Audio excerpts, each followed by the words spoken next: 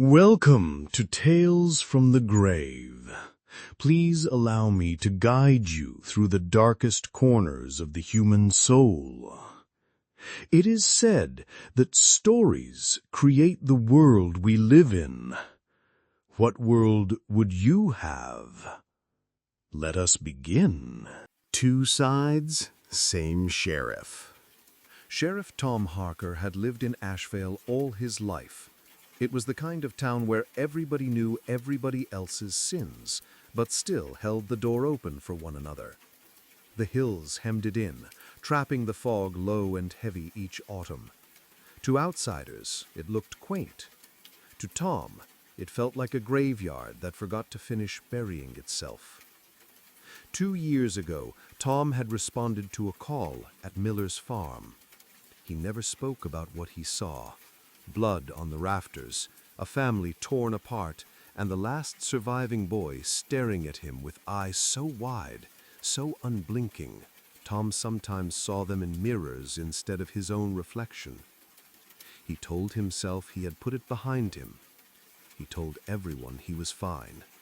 But his drinking habits, his outbursts at silence, and the locked room in his house where he kept his gun oil and nightmares said otherwise. Now another body had turned up. It was behind the diner, an older man everyone knew as Benny Kells.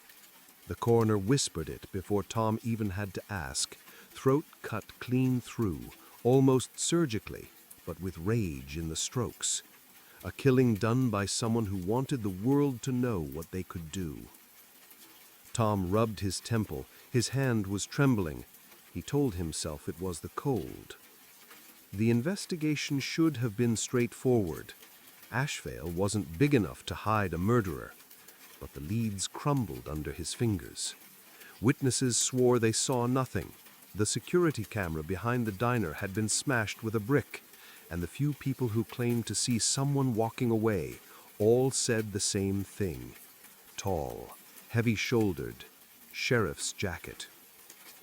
Tom laughed it off in the station, but the sound was off, as if someone else's laugh bounced through the halls. His deputy asked if he was all right. Tom said yes. His hands wouldn't stop trembling. Then another killing, a waitress, then a mechanic, each someone Tom had clashed with in the past, each left in the same carved open way. Tom woke with mud on his boots, though he didn't remember leaving home. Once he dreamed of a knife cutting through soft flesh, and when he rose, there were red stains on his sheets. He told himself it wasn't blood. He told himself many things. He started locking himself in at night, started placing his service weapon on the kitchen table, just to be sure it didn't follow him out while he slept. But the killings didn't stop. One night, unable to bear it, Tom unlocked the small room in his house where he kept the old case files. The air smelled of gun oil and damp paper. Dust lay heavy over the old case files from Miller's farm. But on top of the stack was a folder he didn't remember setting there. Inside, photographs of the new victims, each marked in handwriting identical to his own. Notes scribbled in the margins, motive, grievance, justification. Benny Kells cheated me on land. Lorna the waitress spread rumors about me. Deputy Reed coveted my badge. Tom dropped the papers. His pulse beat in his teeth. He felt watched. And there he was, himself, but darker. His uniform soaked in stains, his eyes lit with a cruel kind of glee. A second Sheriff Harker, grinning like a wolf. His voice rasped. "You've known it was me all along. You keep trying to bury me, but I've been doing your job better than you ever could, cleaning house, punishing the ones who spat on you. You're welcome." Tom shook his head, raising the gun, though he felt his grip slipping. "You're not real." The other stepped closer, boots echoing in unison with his own heartbeat. "Neither are you, not without me." Tom pulled the trigger. The shot thundered through the room, a lantern shattered, flames devouring paper and wood. When the deputies arrived, the house was a furnace. They found only one body inside, curled against the wall, burned, half recognizable, with what the coroner said was a fatal bullet wound. They buried Sheriff Tom Harker with full honors. The killings stopped.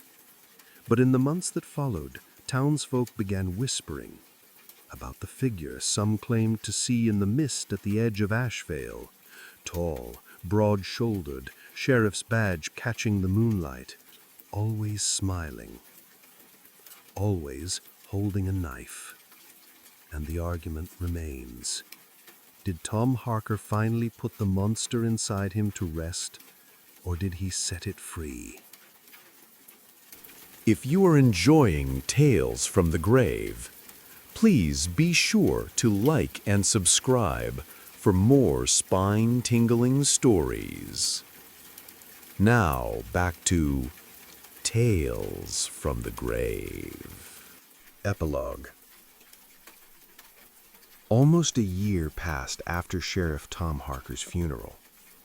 The fog still rolled down the hills into Ashvale every autumn, and though people spoke his name in hushed tones, the killings had stopped. The town began to breathe again. Until the night they found Marlene Graves, Tom's ex-wife. She had been living in the next county, far enough away to escape the whispers, but close enough to keep her roots.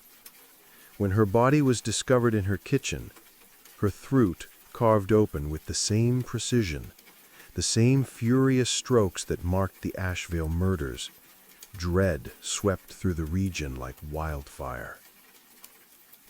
The sheriff's department there was quick to call it a copycat crime.